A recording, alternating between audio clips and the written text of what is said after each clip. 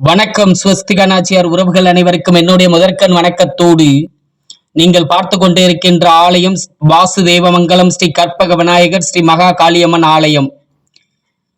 கும்பாபிஷேகமானது ஒரு சில நாட்களுக்கு முன்பு நடைபெற்றது.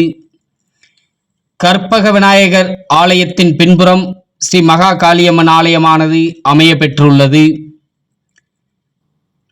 அன்றே அவ்வூரில் அமைந்துள்ள எல்லைகாத்த ஐயனாருக்கும் குடமுழக்கு விழாவானது சிறப்போடு நடைபெற்றது. ஆலயத்தின் முன் மண்டபத்தில் சிற்ப வேலைகள் ஒவ்வொன்றும் பார்ப்பதற்கே மெய்சிலிர்க்கும் வண்ணம் அமைய பெற்றுள்ளது. தற்போது நீங்கள் பார்க்கின்ற ஆலயம் ஸ்ரீ மகா காளியம்மன் ஆலயம்தான். அம்மனின் அலங்காரம் கும்பாபிஷேகத்தன்று பார்க்கவே பிரமிப்பாக இருந்தது. ஆலயத்தை சுற்றிலும் சிற்ப வேலைகள் நிறைந்த வண்ணம் அமைந்துள்ளது.